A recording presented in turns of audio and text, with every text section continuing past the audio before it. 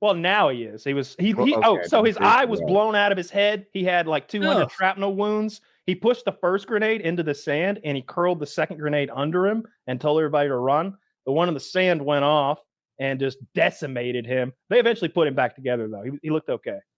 I wonder if you put a helmet on it, what would happen?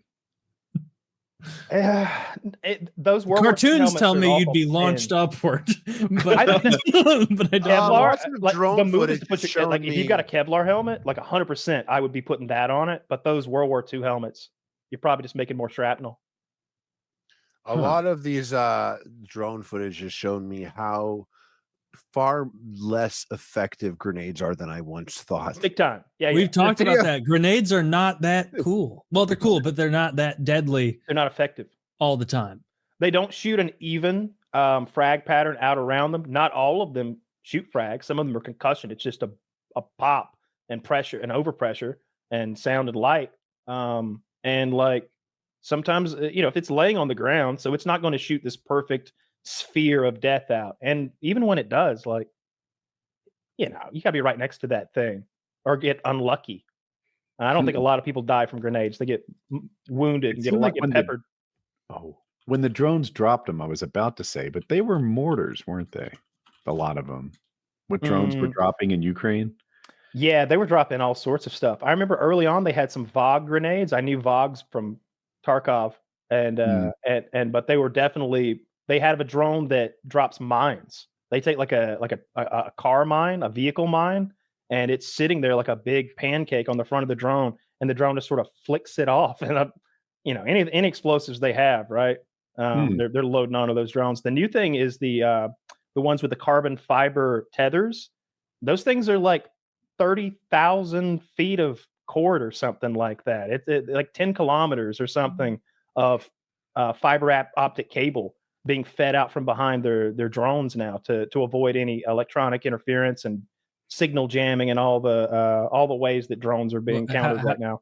How does that work? I don't understand. Fly by wire. I'm connected by a wire to the drone. The drone has a spool of. So if they're detecting the drone has a it's way past by the time the spool comes over? No, you're misunderstanding. Okay. So the drone has a spool of wire on it. And it is unspooling the wire as it flies away from me for 10 drones kilometers. The drone's plugged in, basically? I'm controlling it via that wire, like a wired controller. So it's plugged in. They can't jam it or interfere with it or knock it out of the air because I'm still flying that bitch, just like a pilot would. That's why we still want people in our F-16s for the most part. But they're gonna know where I am. Like they're gonna. No, they won't. Where are they gonna? Oh, please, the 10 kilometers. Yeah, but there's a minefield and a bunch. They're this way. But I feel like somebody with a drone. Like I worry that you is can't a see trail back to me. No, it's no. But I think they know. I think they know. I think they know like where you are, anyways. Though, like fishing a line. Like it's so little. Like where you are is like just knowing where you are is like half of it. Like how they getting there? I'd say it's more than half of it. I'd say it's most of it. Like knowing where you are as far as counterattacking. But it doesn't mean that you can like get that attack like you can execute it there. Because like they're probably doing it from a place where there's protection against that sort of thing. I would think. Yeah, I feel like there's like probably minefields between that, or you have like this is where your army is. This is where your front line is.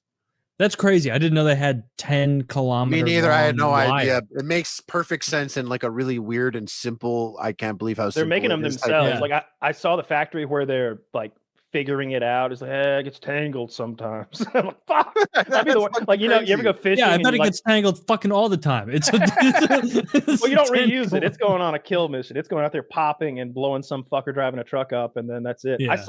I saw a Russian try to kick a drone today. The drone, he's like in his bunker, and the drone comes down, like hovering in front of him, and he like threw a front kick at it and hit it, and then it exploded him. It must be such a terrifying sound. Imagine at the end of a work day flying drones, having like 27 wires headed back to your secret hideout. Like, dude, this doesn't feel safe. They're gonna find us. There's a lot of wires. Well, then spool them up. I'm not fucking spooling up. It's 10 miles long. Tangle in it. You know how long that takes to untangle? I mean, maybe they do. Maybe they do. Like once they're done, like reel in as much as they For can. sure, you press rewind. It's like rewinding an old VHS. Yeah. It's like, But I'm just imagining. If Yeah, it's like a vacuum cleaner. You hit that button and it just.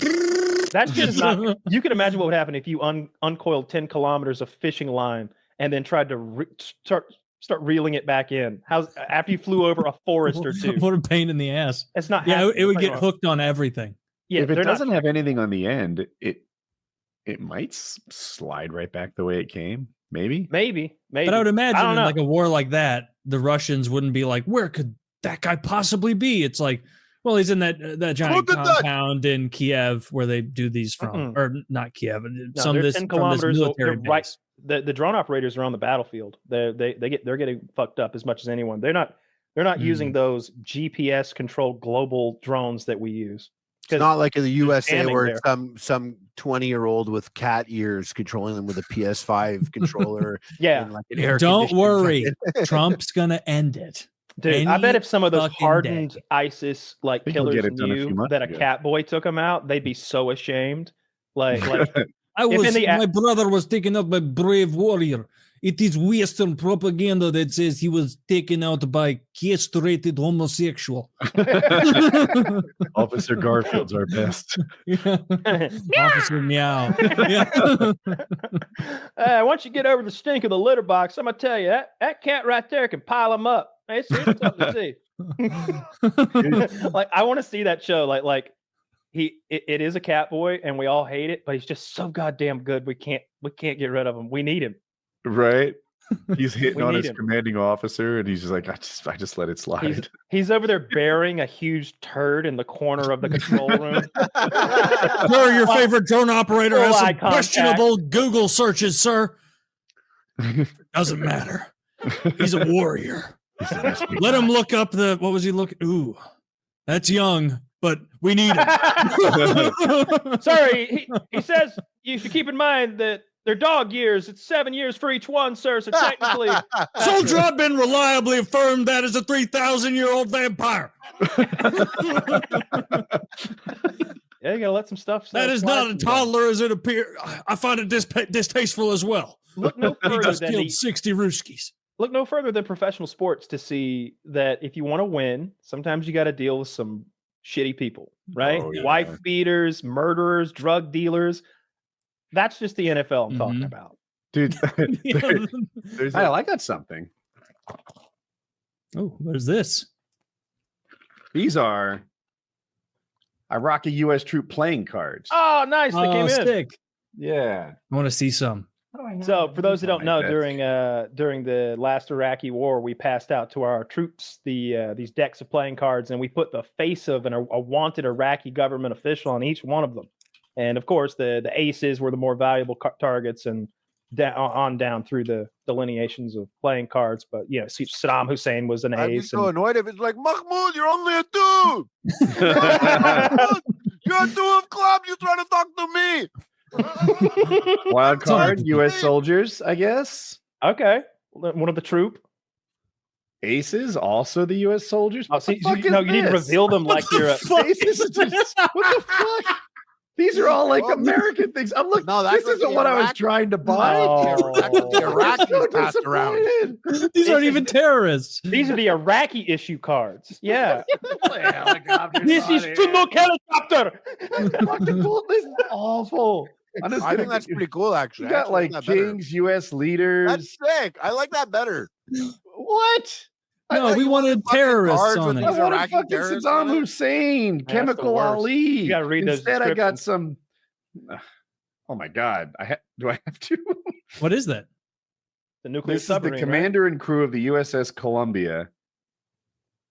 Jesus Christ! The 6,900-ton Columbia, a Pacific Fleet attack submarine, has stealth technology and is capable of carrying Mark 40 torpedoes and Tomahawk land attack cruise missiles. Yeah, well, we got these 30 words canoes. are very small. We have 30 canoes. Right there to come up with that. Honestly, though, like this just means that your eventual terrorist pack is going to be even cooler because you'll have the complimentary pack with it. I'm so disappointed. That pack has nothing to do with what he wanted. It's not even. Well, I guess it's close. It's the other side of the conflict, right? No, I don't even know if it's related to the conflict. It's not. I'm sorry, Woody. That stinks. I would have been because Fish is like, he's like, look, I got the holographic dove of peace. Like there's a dove of peace in that deck. Like Fish would like it. I think he's the 2 of hearts. I was like, I can't believe these are only $8 for 2 packs. Fuck, I'm an idiot. Oh well. Hey.